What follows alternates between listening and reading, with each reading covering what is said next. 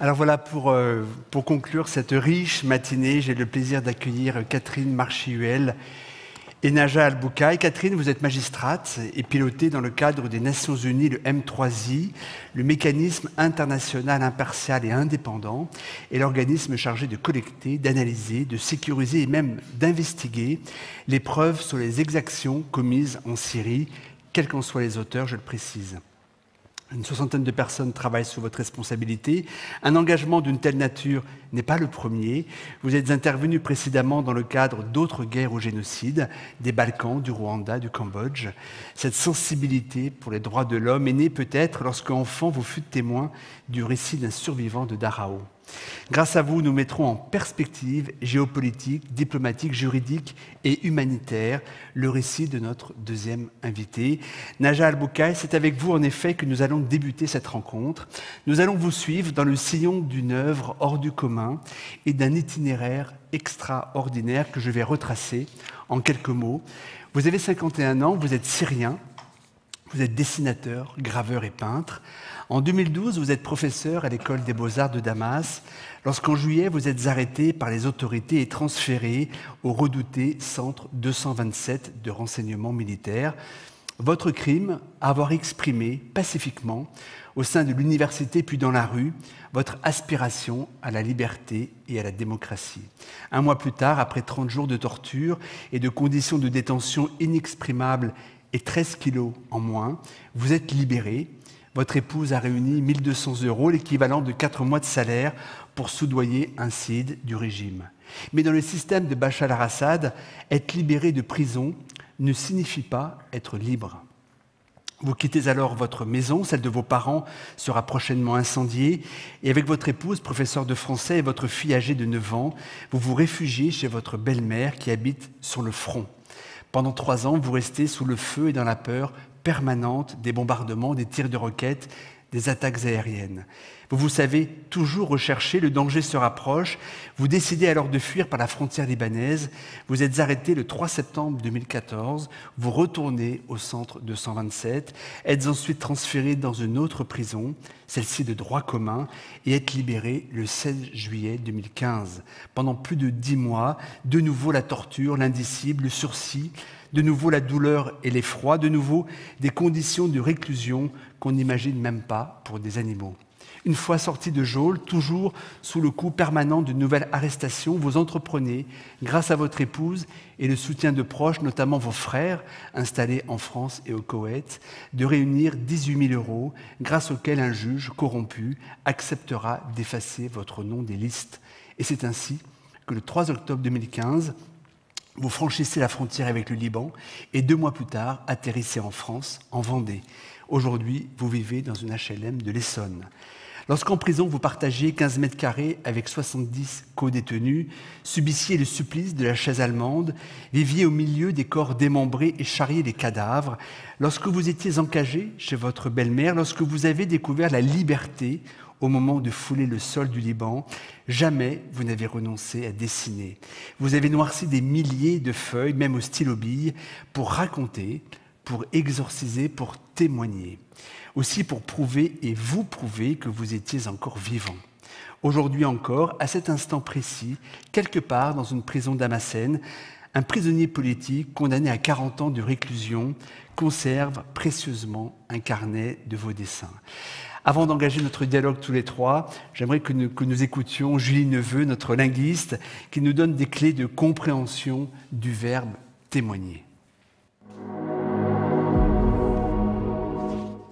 Le vocabulaire autour de témoigner est passionnant parce que on a le premier nom qui est le témoin à la base. Or nous, on est tous témoins en permanence de la vie qu'on a, des événements qui se produisent devant nous.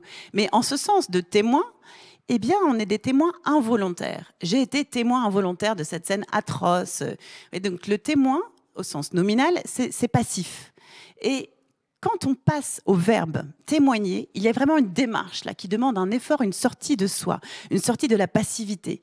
Et quand je témoigne, c'est vraiment que je fais un effort d'ajustement de ma parole, enfin de mon expression, à la réalité que j'ai vécue. Et plus cette réalité qui a été vécue est difficile, plus témoigner va avoir un enjeu affectif bien sûr, un enjeu expressif et surtout peut-être que si je témoigne, je prends le risque d'exposer ma parole, mon témoignage à des contre-témoignages. Vous voyez, il y a les témoins à charge, à décharge, c'est-à-dire qu'en m'exposant, je prends ce risque de la parole que l'on peut réfuter.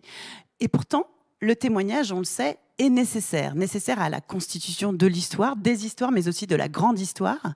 En cela, donc, prendre la parole, devenir témoin actif n'est pas donné à tout le monde et requiert vraiment un courage, en fait. Et plutôt que l'authenticité de la valeur du témoin, ce qui est intéressant, c'est son expressivité. C'est vraiment le moment où on recrée un présent, on représente quelque chose. On sait que c'est quelque chose qui est très, très difficile à faire. En fait, témoigner, c'est vraiment représenter, c'est-à-dire rendre de nouveau disponible le présent. Ce que dit Julie fait beaucoup écho justement à ce que nous allons voir ensemble. D'abord, Naja, nous allons projeter sur l'écran quelques-uns de vos dessins et gravures que je vais vous inviter à commenter en quelques mots. D'abord, premier slide, ces 2 dessins sur les conditions, donc vous les avez ici sur l'écran, sur les conditions de détention. Comment les décrivez-vous? Bonjour. La première à gauche, c'est la prison de droit commun, c'est une cellule où il y avait 95 personnes pour une chambre où il y a 30 lits. Et là, je me rappelle quand je suis arrivé, on m'a mis au fond, là où il y a les toilettes. Donc les premières qui arrivent, ils sont situés dans les lieux les plus dégradés. Et puis, il y a l'hiérarchie. Tout le monde là regarde la télé, en fait. Il y a en haut, sur la porte qui est juste en face de la porte des WC, il y a un petit télé qui présente les programmes de l'État. Et en même temps, en bas, il y a quelqu'un qui distribue la nourriture. Donc, on voit les gens qui tendaient les mamelles pour remplir une petite assiette. Au fond, il y a un monsieur avec un journal qui lève la main avec un journal pour annoncer qu'il y a des journaux. On attend toujours une nouvelle, souvent notre libération. Est-ce qu'un jour on sera libéré? Voilà, moi j'étais dans le lit en haut, j'avais payé pour un prisonnier pour partager la place. Comme il n'y avait pas de la place, il y a des gens qui dormaient sous les lits. Donc les conditions de détention, même dans les prisons des droits communs, étaient trop difficiles. Un prison qui est fait pour accueillir 30 détenus, il y avait 16 000. L'autre, c'est la centre 227 où il y a la petite lumière. Là, les gens, on était la plupart quasi nus. Les maladies qui propageaient énormément. On avait tous la gale, des furoncles. Et puis les cadavres qui sont rangés par terre en attendant les camions qui arrivent pour faire le travail de transport vers les fosses communes. Je vais demander à la régie de nous passer la slide suivante, sur laquelle figurent 5 images de scènes de torture. De dessiner, Naja, vous a-t-il aidé, vous aidait-il à ce moment-là à apaiser un petit peu les souffrances? C'est quoi ce besoin viscéral de dessiner? C'est certainement que je suis dessinateur depuis mon enfance. En fait, j'ai commencé à tracer directement le moment où je suis arrivé aux prisons de droit commun. J'ai trouvé avec un prisonnier un stylo bille et un carnet de dessin. Donc, d'abord, j'ai failli faire des scènes que je voyais, mais c'était trop dangereux. Donc j'ai arrêté tout de suite parce qu'ils ont remarqué. Il a tout de suite eu cette « Ah, tu dessines les prisonniers ?» Donc non, c'était pas trop intelligent de faire ça en prison. On va retourner dans les centres de torture. Mais puisque moi, ayant né et vécu sous le régime Assad, je suis né en 1970, c'est l'année où Hafez Assad a pris le pouvoir, donc j'ai vécu toutes ces années sous la soumission, sous l'autocensure. J'ai jamais eu l'occasion de m'exprimer, même quand je suis venu en France, il y avait toujours 4, 5 policiers et renseignements généraux sur mes épaules et dans ma tête. Jusqu'à le moment où il y a eu le printemps arabe, j'ai assisté au fond, quand j'ai vu les jeunes qui sortaient, qui s'exprimaient, cette courage de hurler et crier et critiquer le gouvernement dans la rue. Ça m'a beaucoup fait un plaisir énorme. Personne ne peut la sentir, sauf si maintenant on interdit les Européens ou les Français de s'exprimer pendant 40 ans. Ils vont savoir c'est quoi ce plaisir de liberté qu'on a peur, même s'il y a des jeunes ici qui n'apprécient pas la liberté qu'ils ont. On en parlera. Non, on ça, évoquera tout à sujet. l'heure.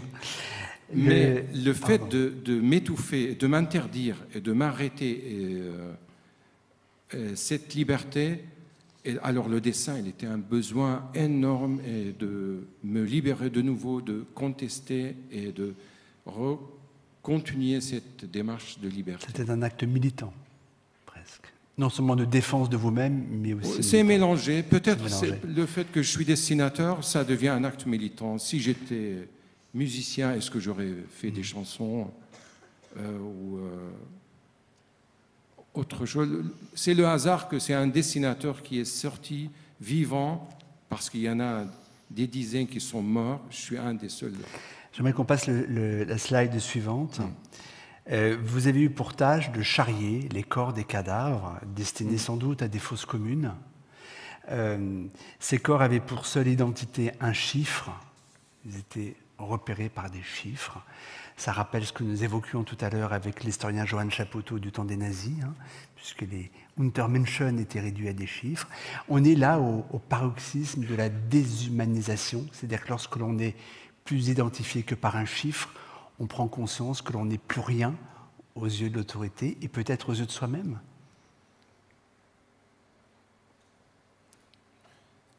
Certainement, c'est l'apogée des humanisations dans un régime dictatorial, d'avoir un chiffre sur les épaules après avoir été torturé.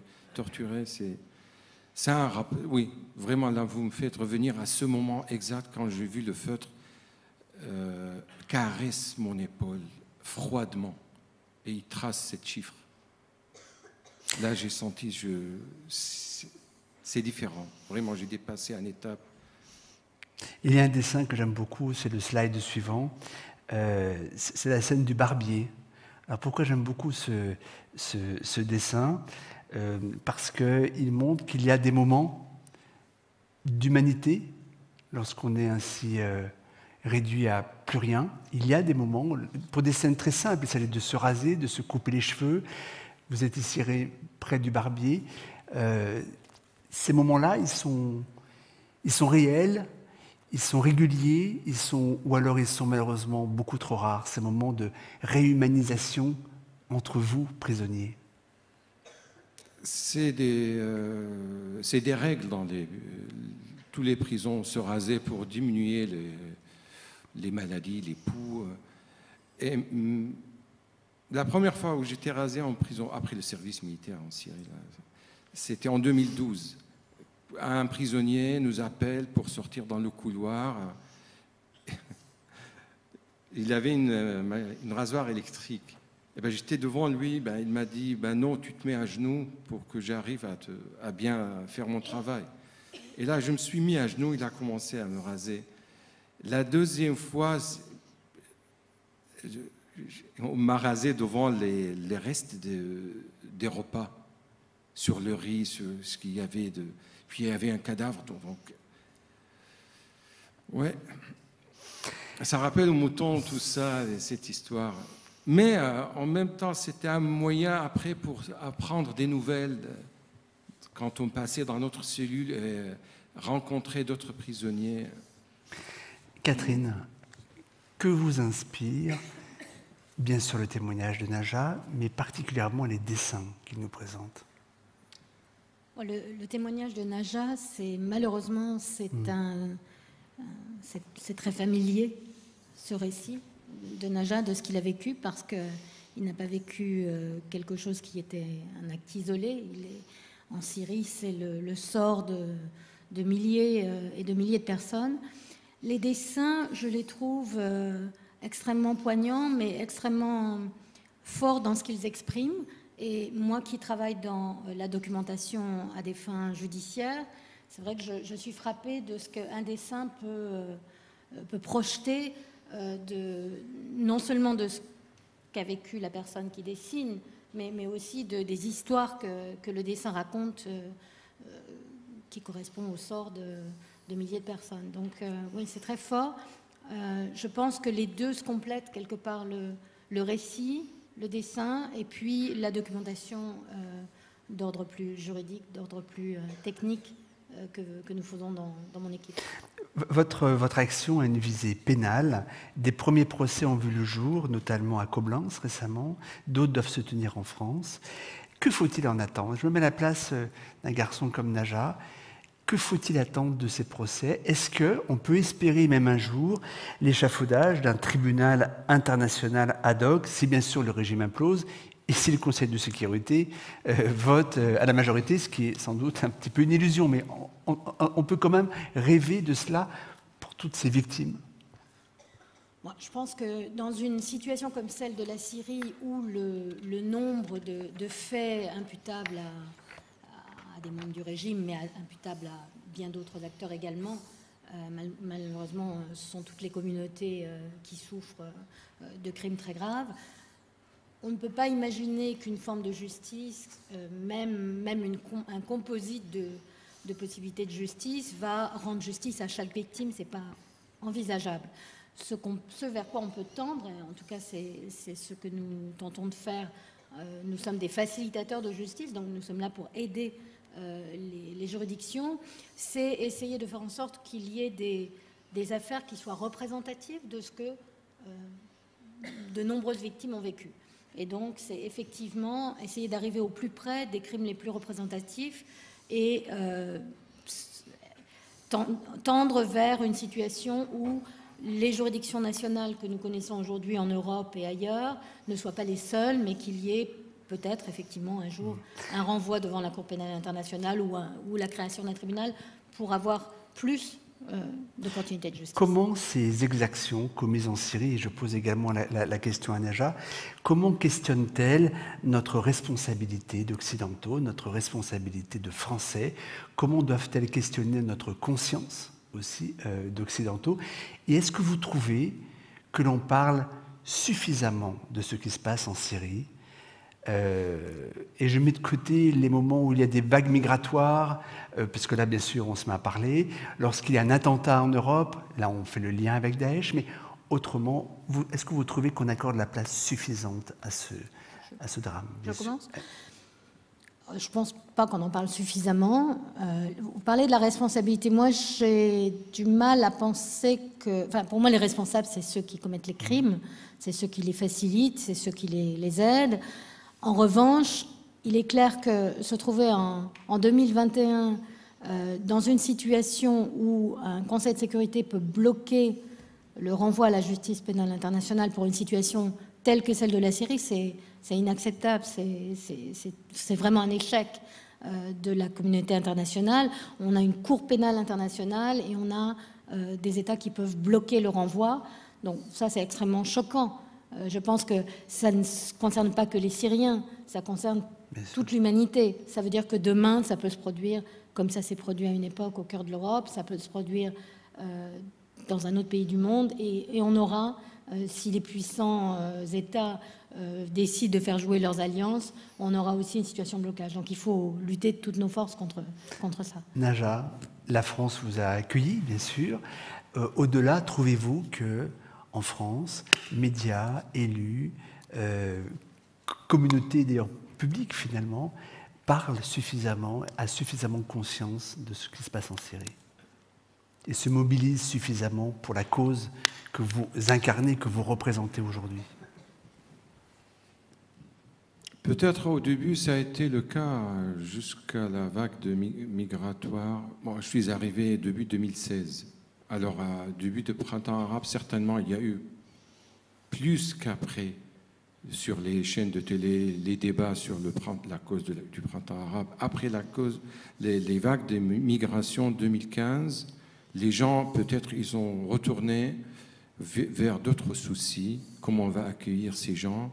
Et après les attentats, à partir de l'attentat à Charlie Hebdo, j'étais en prison, en fait. Là, les soucis sont détournés. En tout cas, je crois que ça va au niveau des expositions à Paris. Il y a quelques expos qui parlent de cette histoire de la Syrie, moi et quelques Syriens, quelques films qui passent. Mais si la France, ou en France, on doit parler de tout ce qui se passe dans le monde autour des problèmes, des climats, on ne va pas arrêter de faire des films documentaires, en commençant par la Syrie, la Turquie, l'Iran, l'Irak, l'Afghanistan. Vous aviez... pardon. Il faut faire un ministère de culture et de documentation d'art sur les problèmes mondiaux. La notion de sens est centrale dans cette journée. Vous avez l'obsession de faire sens pour les victimes dans votre action.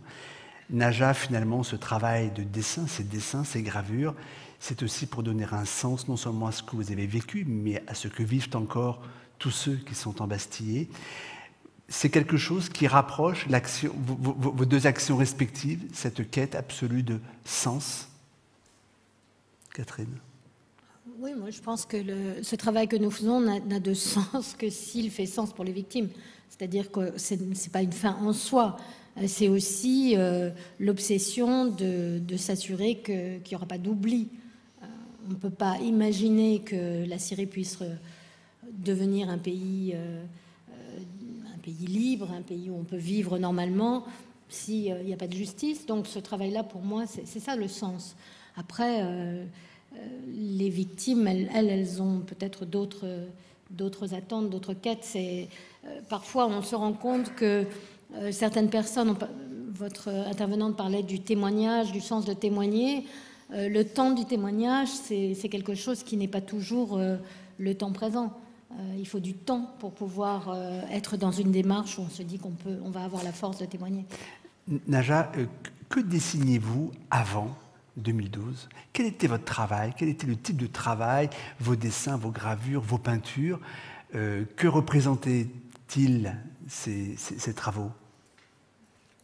Disons, après avoir terminé l'école de la faculté des beaux-arts de Damas, avoir à peu près des connaissances sur la peinture occidentale, un peu sur l'histoire de l'art. Je suis venu en France et je suis passé par l'équivalence pour rentrer en deuxième année à l'école de beaux-arts de Rouen, puisque j'avais fait 4 ans à Damas, mais certainement les matières que j'ai eues à Damas ne correspondaient pas beaucoup avec les écoles de beaux-arts et l'histoire de l'art en France. Par exemple, j'avais une matière de service militaire.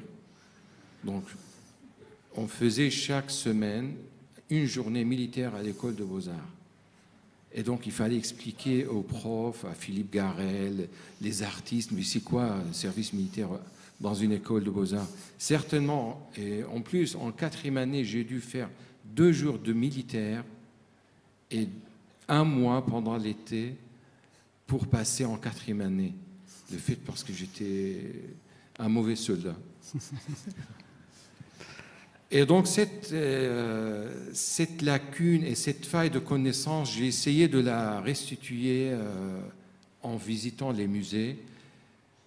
Et j'ai réussi à réaliser quelques gravures et lithographies, mais j'ai commencé à faire sortir des soldats, des masques à gaz et des insectes à l'école de Rouen. J'ai eu cette liberté de pouvoir dessiner autre chose que nature morte ou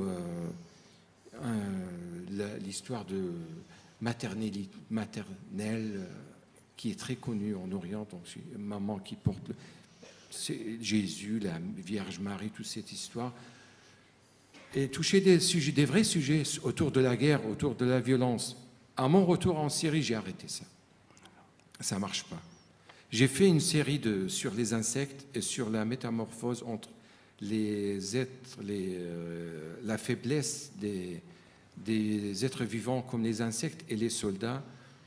Cette série n'a jamais vu la lumière. Jusqu'à après, j'ai commencé à être perdu entre... une fois influencé par Picasso, autrefois avec les Allemands. Comment il s'appelle, le peintre qui n'a jamais un œuvre qui est ratée.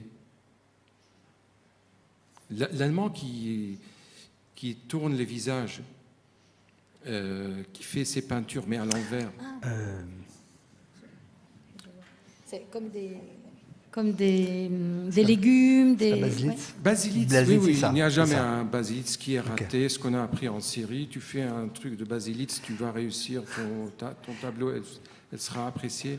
Jusqu'à le temps que... Bon, j'ai pas continué après, donc la révolution et le printemps arabe, on s'est mis tous les artistes à... Est-ce qu'on va faire maintenant?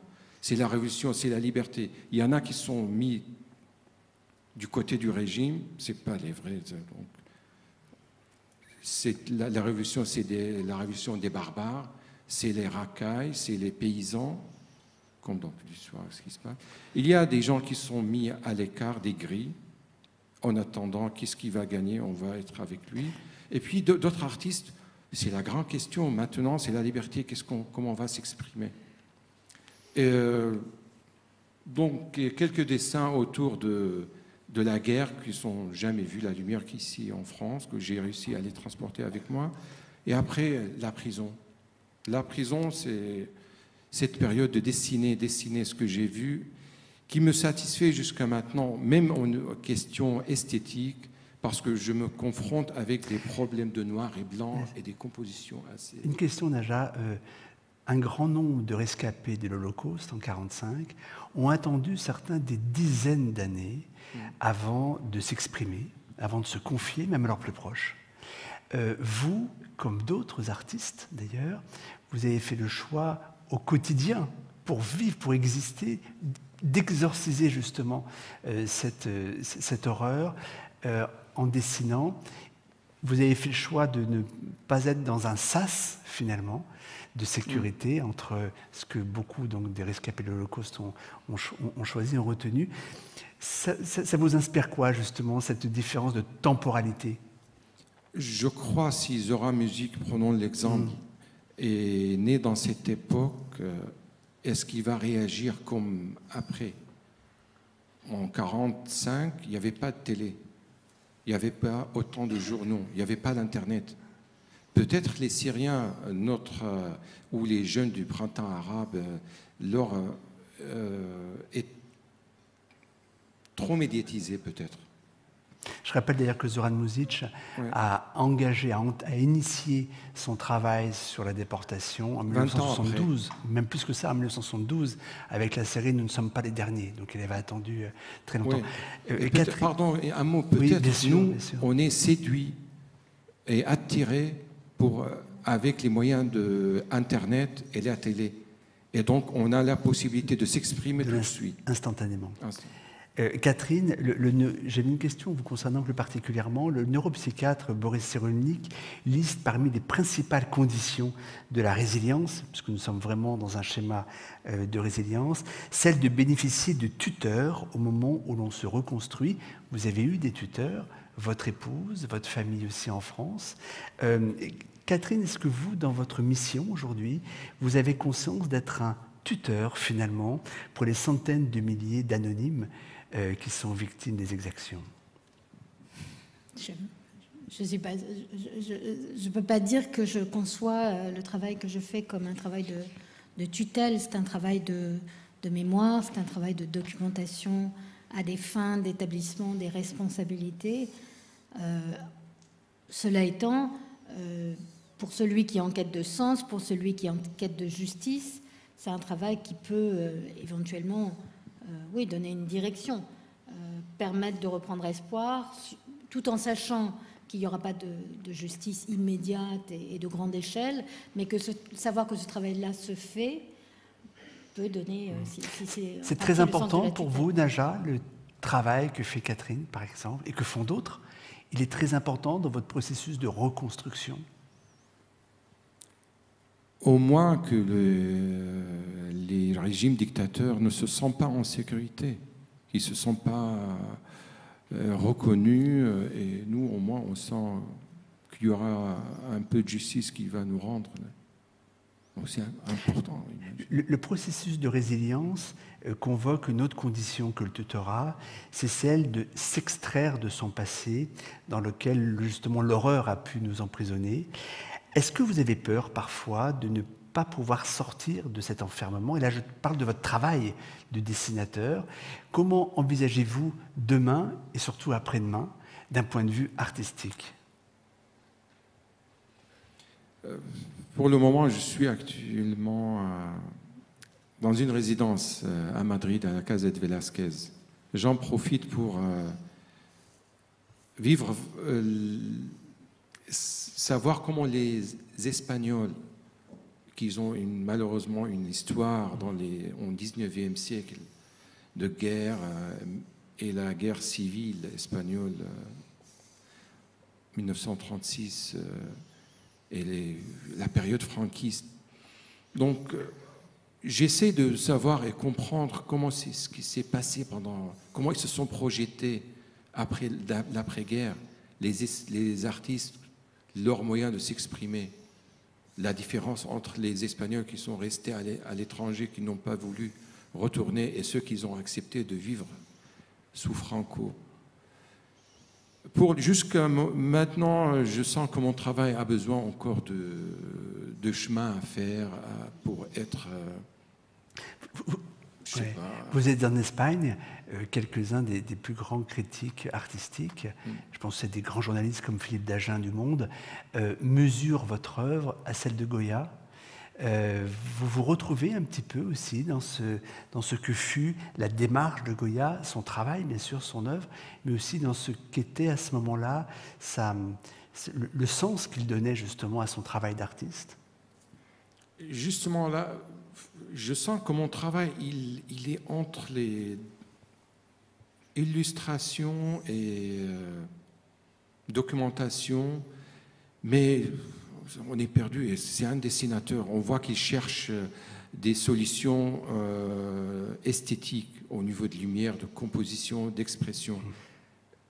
Chez Goya, je regardais l'autre jour, ce côté lyrique, poétique, même quand il montrait les scènes de torture, le monsieur qui est dans un tronc d'arbre, si on avait le moyen. Il y a de la torture, mais en même temps, il y a un côté, une beauté, de la poésie. Mais en tout cas, j'arrive pas à le sortir, franchement. La dimension du témoignage était déjà très présente chez Goya, comme elle est chez vous. J'aimerais qu'on passe maintenant à un autre slide, justement, pour évoquer ce que pourrait être demain l'évolution de votre création. C'est la slide numéro 5. Je ne sais pas si elle va passer.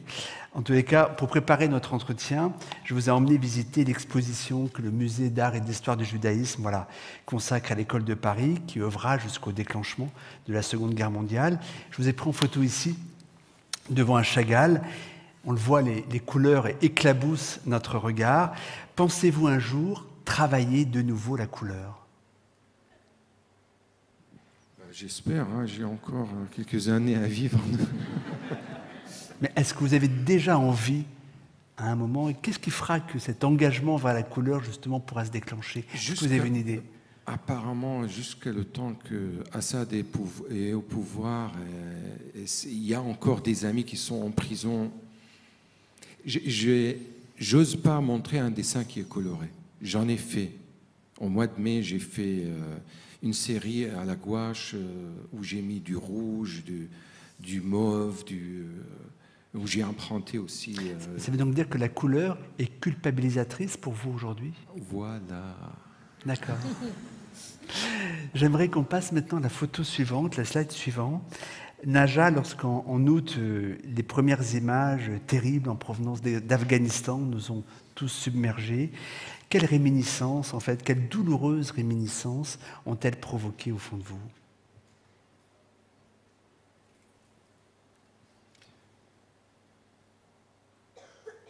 Oui. D'Afghanistan. Ces photos, par hasard, je les ai vues entre les jours où j'ai visité le musée de Chagall à Nice. Grande déception, en même temps, quelle ironie, quel grand cirque ce qui se passait. Les pauvres Afghans qui couraient, qui s'attachaient, s'agrippaient. Dans les pneus de B-52, les grands avions qu'ils ont bombardés en 2003, on s'accroche pour arriver à l'espoir. Et de plus, il y a d'autres qui riaient. Il y a l'image du jeune qui court, il se lève les bras, il rigole face aux caméras. Ouais, ça va, on est assez bouclé et on a une armature pour supporter des images. Catherine, de tous les génocides, de drames que vous avez couverts, j'évoquais le Rwanda, le Cambodge, les Balkans, la Syrie aujourd'hui, il y a un tronc commun, et je l'évoque parce que justement je parle de l'Afghanistan, il y a un tronc commun à tout cela.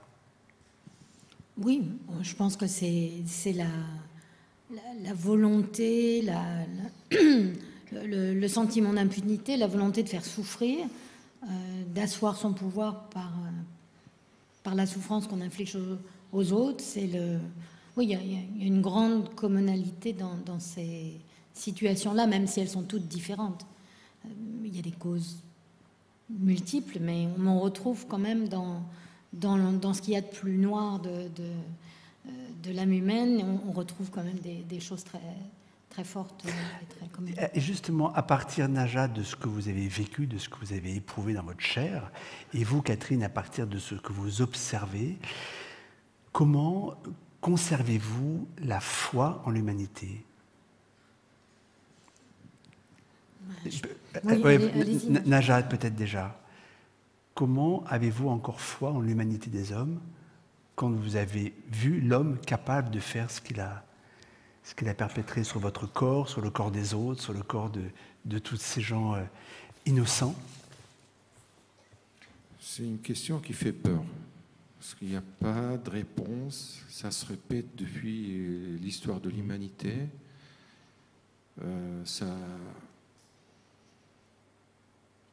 Malgré, je disais ça avant, que c'était une discussion à Damas. Peut-être c'est à cause de ça j'étais fiché avec un prof qui disait pendant une discussion, s'il y avait à Damas ou en Syrie, dans chaque ville, une école de beaux-arts, il a fait ses études en URSS, s'il y avait dans chaque ville une école de beaux-arts, on n'aurait pas arrivé à ce stade-là de décadence.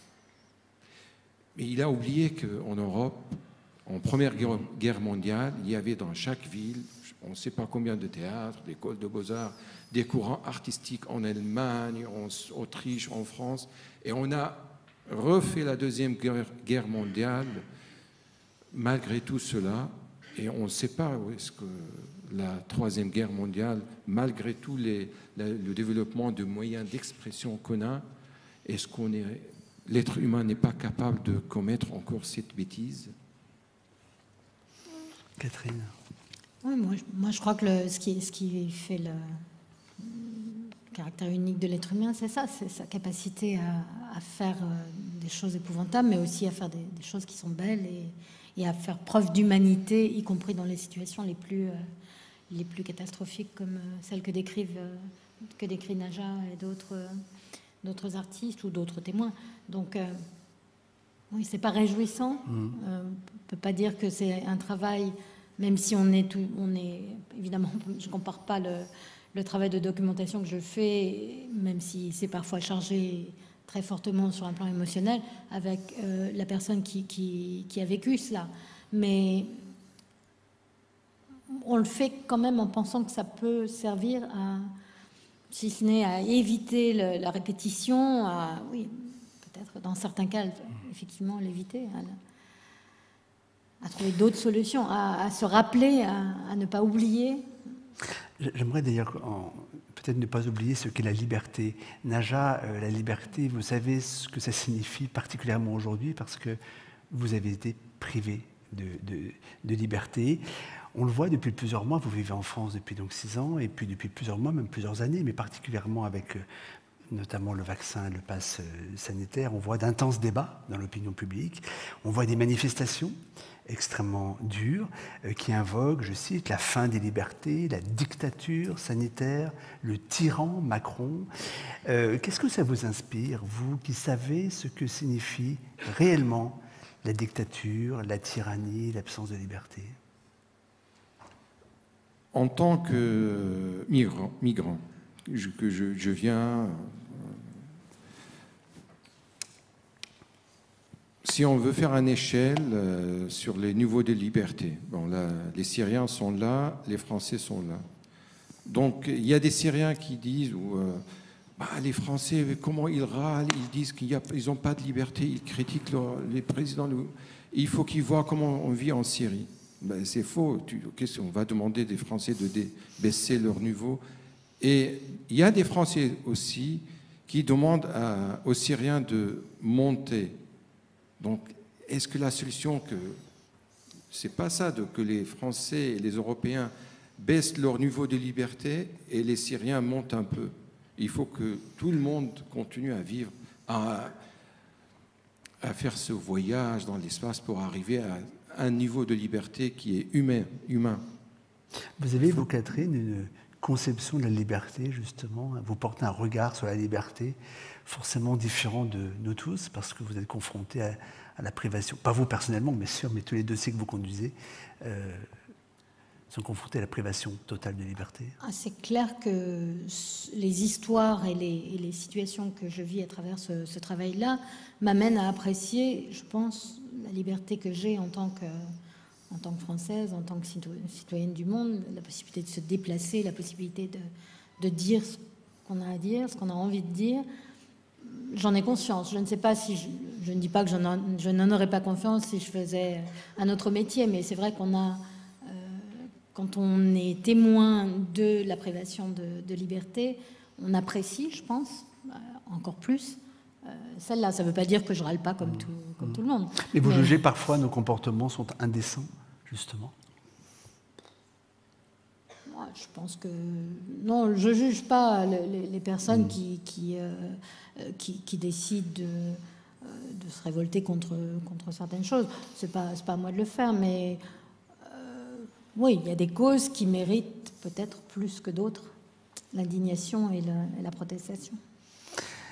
C'est le moment de conclure. En fin de journée, nous allons aborder le thème du rêve. Qu'est-ce qui vous fait rêver aujourd'hui, Naja? J'ai un rêve qui vient souvent, quand on est réveillé, on est, pendant la journée, on rêve, on dit ça comment en français? Oui, donc, et ça me fait des larmes aux yeux souvent, c'est la paix. Quand j'imagine la paix au Moyen-Orient, c'est un très beau rêve. Et vous, Catherine? Alors moi, je suis moins onirique. Moi, je rêve là, pour l'instant, vraiment, du fait du travail que je fais, je rêve de justice, je rêve encore de prétoire. Je suis consciente que c'est pas la solution à tout, mais il faut en passer par là. Donc, je rêve d'une justice équitable, pas d'une vengeance. Et d'ailleurs, je suis frappée à quel point les Syriens avec qui je suis en contact, je les entends très rarement appeler à la vengeance, mais je rêve de cette justice-là. Et j'espère y contribuer avec mon équipe. Il nous reste 3-4 minutes. Peut-être une ou deux personnes parmi vous souhaitent poser une question. Je ne sais pas si on a un micro, mais voilà, on peut s'entendre, à mon avis. Voilà, si quelqu'un a une question à poser à nos invités. Non, écoutez, on va en rester là. Un immense merci, Naja, pour ce témoignage. Et puis, Un immense merci Catherine aussi pour être venue mettre un peu en perspective géopolitique aussi, et puis judiciaire, ce que Najat a éprouvé. Merci.